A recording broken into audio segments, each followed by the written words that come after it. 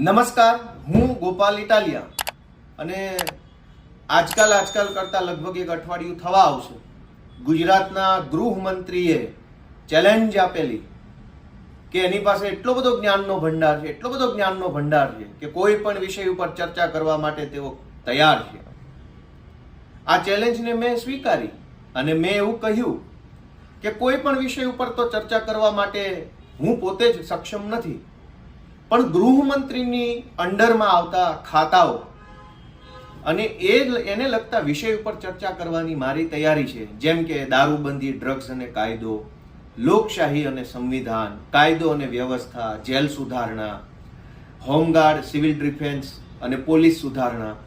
આ બધા વિષયો ઉપર ચર્ચા કરવાની મેં તૈયારી બતાવી, પત્ર લખ્યો, જાણ કરી કે ચાલો ભાઈ ચર્ચા કરીએ. પણ આ અઠવાડિયું આજકાલ કરતા થવા આવશે, કોઈ જવાબ નથી આવ્યો. આમ તો આપણે ત્યાં બે પ્રતિષ્ઠિત પરંપરાઓ છે.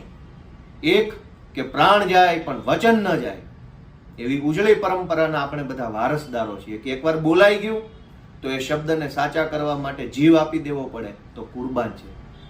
પણ એ તો કોણ બોલે છે એના ઉપર નક્કી કરે છે. અને બીજી આપણી ઉજળી પરંપરા છે કે વા ફરે વાદળ ફરે, ફરે નદીઓના વેણ, પણ શુરા બોલ્યા ના ફરે. એ તો શુરા હોય એ જે બોલે એના ઉપર એ બદલાય નહીં, પણ જેને ફાકા ફોજદારી કરવા બોલ્યા હોય તો. પણ હવે અગાઉ જે નક્કી કર્યું હતું કે જાહેર મંચ ઉપર ચર્ચા કરીએ અને એમાં કાયદો, વ્યવસ્થા, પોલીસ સુધારણા, દારૂબંધી, ડ્રગ્સ, સંવિધાન, આવા બધા વિષય ઉપર ચર્ચા કરવાનું મેં સામે ચાલીને પ્રસ્તાવ આપેલો. કેમ કે ગૃહમંત્રીએ ચેલેન્જ આપી કે કોઈ પણ વિષય ઉપર ચર્ચા કરવા, પોતે ભલે 8 પાસ છે પણ એની પાસે એટલું બધું જ્ઞાન છે, 8 પાસ હોવા છતાં એટલો બધો જ્ઞાનનો ભંડાર ભર્યો છે કે કોઈ પણ વિષય ઉપર ચર્ચા કરવા તૈયાર છે.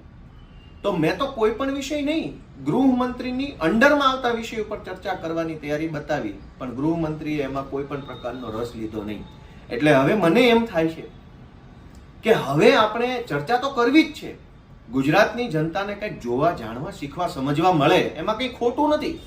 અને એટલે મારી ફરીથી ગૃહમંત્રીને વિનંતી છે કે આ વખતે કાયદો, વ્યવસ્થા, સંવિધાન એના ઉપર ચર્ચા નહીં કરીએ, પણ ગૃહમંત્રીને મનગમતો વિષય કે જેમાં કોઈ તૈયારીની જરૂર નથી, કોઈ જ્ઞાનની, કોઈ આવડતની, કોઈ સમજણની, કોઈ વસ્તુની જરૂર નથી, ખાલી માત્ર ફાકા ફોજદારી કરતા આવડે એટલે તમે ચર્ચા કરવાને પાત્ર બની જાઓ, એવા વિષય ઉપર પણ માનનીય ગોપાલભાઈ ઇટાલિયા ચર્ચા કરવા માટે તૈયાર છે.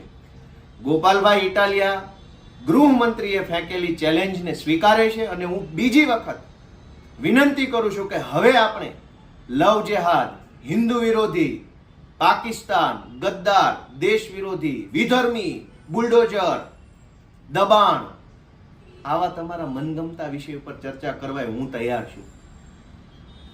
લવ જેહાદ, વિધર્મી, ધર્મ વિરોધી, હિન્દુ વિરોધી, પાકિસ્તાન, દેશ વિરોધી, આ તમામ વિષય ગૃહમંત્રીના મનગમતા વિષય છે. કેમ કે આમાં અનુભવની, જ્ઞાનની, આવડતની, ભણવાની કઈ જરૂર નથી. 8 પાસને છાજે એવા આ વિષય છે.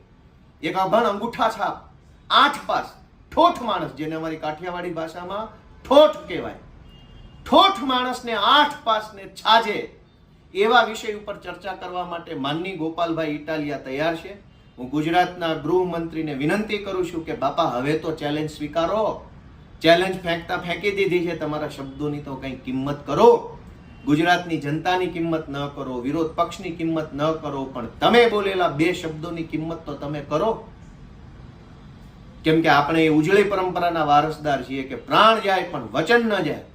ગૃહમંત્રીએ મીડિયાના સ્ટેજ ઉપરથી બોલ બચ્ચન કરીને એવું કીધું હોય કે ચેલેન્જ આપું છું, મારી સાથે કોઈ પણ વિષય ઉપર ચર્ચા કરો, તો એ ચેલેન્જને માનની ગોપાલભાઈ ઇટાલિયાએ સ્વીકારી છે.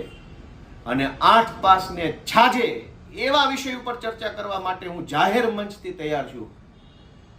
ધર્મ વિરોધી, હિન્દુ વિરોધી, લવ જેહાદ, વિધર્મી, આ તમારા મનગમતા વિષયો છે. 8 પાસને છાજે એવા વિષય, શોભા દે એવા વિષય.